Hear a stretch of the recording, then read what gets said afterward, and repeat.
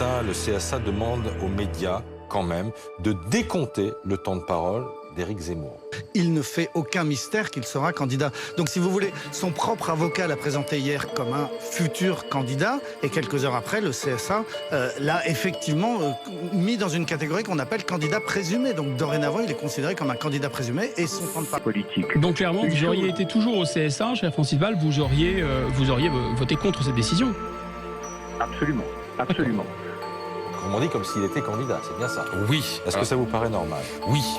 Parce que c'est une décision de bon sens d'un point de vue éthique, même si c'est un poil plus baroque d'un point de vue juridique.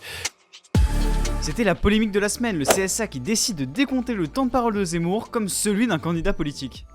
En même temps, c'est Zemmour. Et alors ? Bah Zemmour, c'est quand même le gars qui propage des idées réactionnaires, limite facho à une heure de grande écoute. Facho ?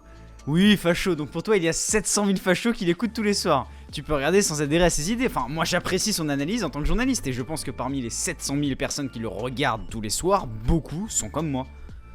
Mais quelle analyse! Enfin, il ne fait que débiter des idées sans aucun raisonnement, satisfaisant simplement les velléités les plus immondes. Pour toi! Mais ça ne fait pas de lui un candidat! Arrête! Enfin, ça fait des mois que tout le monde sait qu'il va se présenter. Ah bon? Enfin, fais pas l'innocent, regarde son compte Insta, regarde ses soutiens, regarde ses discours, et ça n'a plus rien de l'analyse. Et puis tout le monde sait que Zemmour va se présenter. C'est effectivement un livre de campagne, bon, voilà. Ses comptes de réseaux sociaux sont actifs, ils sont réactivés, les affiches collées partout, jusque dans le TGV. J'étais dans les toilettes d'un TGV ce week-end et j'ai trouvé des affiches de Zemmour. Des associations de campagne se créent, tous les gens qui sont dans le milieu le savent, et même au congrès des députés LR, où on a été, d'ailleurs tu le sais très bien parce qu'on était tous les deux, et ben ils en parlent publiquement. Damien Abad considère Zemmour comme un candidat. C'est trop facile de se présenter au dernier moment et de faire sa campagne sans l'annoncer officiellement. Il devrait se douter que le CSA ne laisserait pas passer ça. Il n'est pas candidat déclaré, il n'est affilié à aucun parti, enfin c'est clairement de la censure. Il ne fait que discuter d'idées avec d'autres personnes sur un plateau télé. Parce que certains journalistes spéculent sur sa candidature éventuelle, il faudrait compter son temps de parole. Sans contradiction aucune à la hauteur du personnage. Ça compense bien les émissions bien pensantes comme Quotidien. Hein. Le CSA va aussi mesurer le temps de parole de Yann Barthès ou celui de Cyril Hanouna. Tu mélanges tout. Yann Barthès et son équipe font du journalisme, Hanouna du divertissement et Zemmour de l'idéologie. Les trois ne sont clairement pas sur le même plan.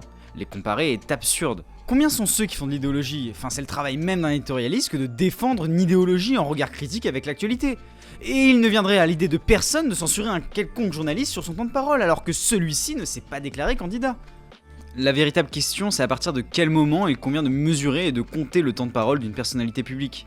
Oui, on semble aujourd'hui juger sur les intentions plus que sur les faits. Enfin, ça me fait penser à Minority Report, je sais pas si tu l'as vu.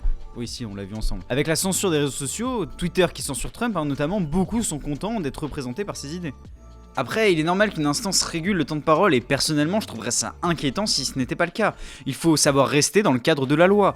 D'ailleurs, le CSA précise bien sur son site que veiller au pluralisme politique est une des missions du CSA. C'est d'ailleurs un principe constitutionnel. La loi du 30 septembre 1986 prévoit que le CSA assure respect de l'expression pluraliste des courants de pensée et d'opinion dans les programmes des services de radio et de télévision, en particulier pour les émissions d'information politique et générale. Oui, mais ça c'est vrai seulement pour les partis politiques. D'ailleurs, puisqu'on a lu le site ensemble, tu sais très bien que le CSA communique chaque mois aux deux assemblées et aux responsables politiques les temps d'intervention des politiques, justement.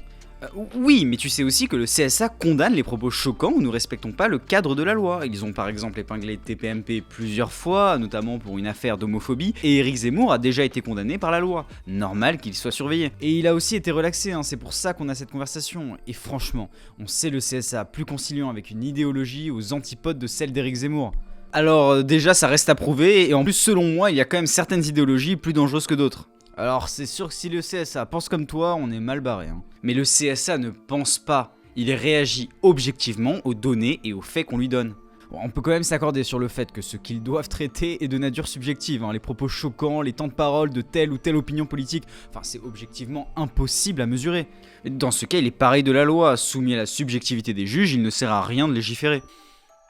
On condamne principalement les gens pour leurs actes et non pour leurs idées. Enfin, quand on commence à juger les idées, ça en devient dangereux. Qui est le garant des bonnes mœurs et de la bonne pensée? Certaines idées sont justement par essence dangereuses car elles conduisent à la haine. Tu es libre de penser ce que tu veux, hein, mais si tu harangues les foules pour détruire la société, il est normal que celle-ci te condamne. Il en va de sa survie. Moi j'ai parfois l'impression que la société oublie de défendre ses intérêts, justement, et qu'elle se focalise sur d'autres problèmes. La société sait comment se défendre, hein. J'ai simplement l'impression que tu n'apprécies pas les guerriers qu'elle a choisis. Ou plutôt, n'es-tu pas vexé de n'avoir pas ton mot à dire? Parce que moi, j'ai pas été consulté non plus. Hein.